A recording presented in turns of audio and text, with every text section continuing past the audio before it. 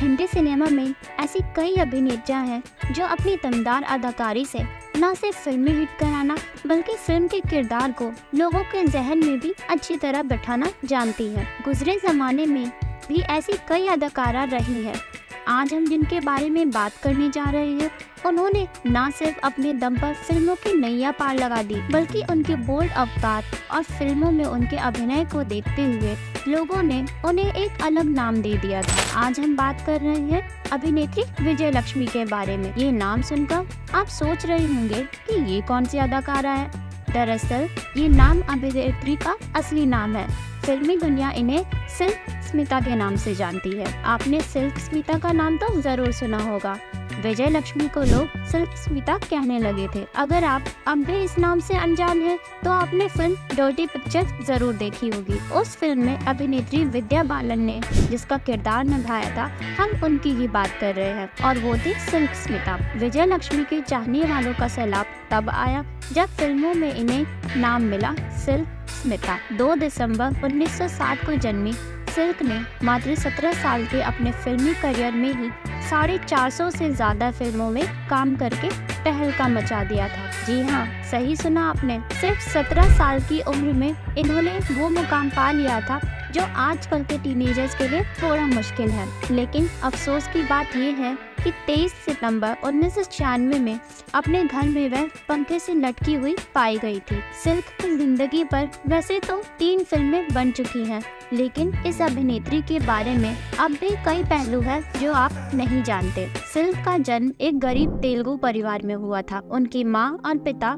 काम करके किसी तरह अपने और बच्चों का भरण पोषण करते थे। थोड़ी बड़ी होने पर एक सरकारी स्कूल में सिल्क का दाखिला करवाया गया ताकि वह पढ़ लिखकर कुछ किताबी ज्ञान और दुनियादारी सीख सके। लेकिन 4ठी कक्षा में ही सिल्क को स्कूल छोड़ना पड़ा। सिल्क के माता पिता इतना पैसा अर्जित ना कर सके जिससे वह सिल्क को पढ़ा सके। लौट कर सिल्क को घर का चूल्हा चौका ही संभालना पड़ा। उस समय सिल्क मात्र 10 साल की ही थी। सिल्क उम्र में तो छोटी थी, लेकिन वह दिखने में बड़ी लगने लगी थी। माता पिता को सिल्क एक जवान लड़की लगने लगी तो उन्होंने उनकी शादी कराने की ठानी और बहुत ही कम उम्र में सिल्क का ब्याह कर दिया गया।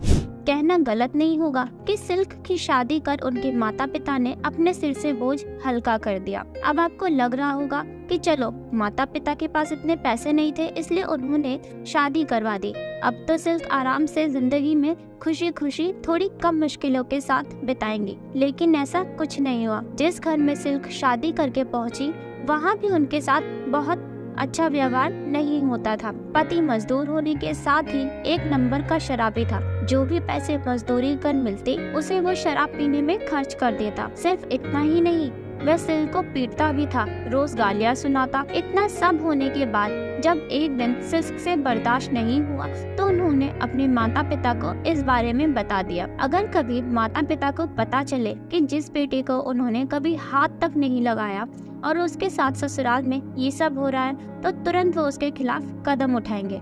अक्सर सभी माता पिता यही करते हैं सच्चाई जानकर।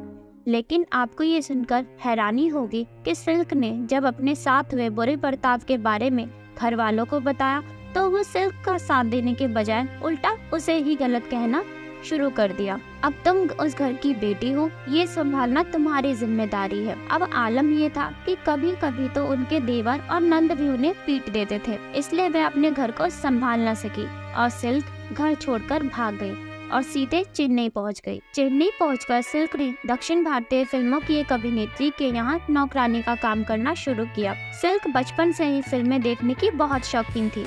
उन्हें जब भी फिल्म देखने का मौका मिलता तो वह अपनी दुनिया को छोड़कर उस फिल्मी दुनिया में ही कहीं खो जाती। इस अभिनेत्री के घर एक नौकरानी के रूप में काम करने का मौका मिला। सिल्क ने इसलिए नहीं छोड़ा क्योंकि उनकी भी इच्छा कुछ ऐसा ही करने की थी। नौकरानी का काम करने से सिल्क को बस ये फायदा हो रहा था कि वो बड़े बड़े डायरेक्टर से मेलजोल बढ़ा रही थी। एक जाने माने फिल्म निर्माता की गाड़ी देखकर सिल्क बहुत प्रभावित हुई और वह दूर से ही खड़े होकर उसे निहारने लगी। इस पर उनकी मालकिन ने तंज कसते हुए कहा कि इस बड़ी गाड़ी को देखकर कहीं उसमें बैठने का सपना तो नहीं देख रही हो। अपनी मालकिन की ये बात सिल्क को अच्छी नहीं लगी और उन्होंने पलट कर जवाब दिया, कि वह एक दिन ऐसी गाड़ी में जरूर बैठेंगी और वह गाड़ी खुद उनकी ही होगी। सिल्क समझ गई थी कि ऐसे बैठे रहने से कुछ नहीं होगा, इसलिए वो ऑडिशन देने लगी। उन्होंने कभी भी अभिनय नहीं सीखा था, इस वजह से बस वो ऑडिशन देते हुए ही अभिनय सीख रही थी।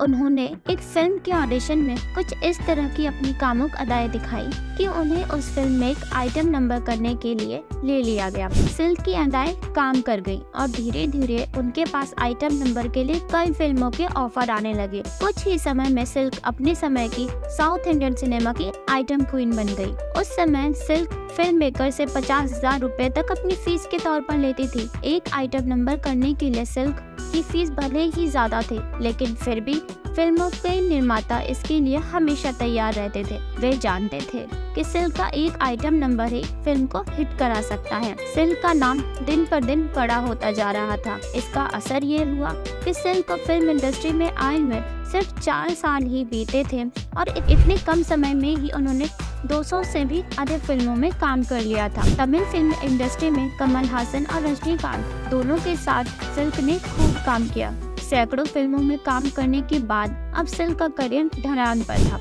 दरअसल लोग उनके एक ही काम से ऊब गए थे। तब उन्होंने अभिनय छोड़ फिल्म का निर्माण करना अपने हाथ में लिया। जिस तरह दर्शकों ने उन्हें नकार दिया था, उसी तरह उनकी बनाई हुई फिल्में भी लोगों के दिलों में जगह नहीं बना पाई। अपने करियर का ऐसा समय देखकर सिल्क बहुत निराश हुई और उन्होंने सबसे अलग होकर शराब को अपनी दुनिया बना लिया। अंत में 23 सितंबर 1996 को वह अपने घर में पंखे से लटकी हुई पाई गई। पुलिस ने छानबीन में उनकी मौत को आत्महत्या का नाम देकर केस बंद कर दिया था। तो ये थी सिल्क स्मिता की जिंदगी से जुड़े कुछ किस्से। ऐसे और भी किस्सों को सुनने के लिए अभी सब्सक्राइब करिए हमारे चैनल अनसुने किस्से को।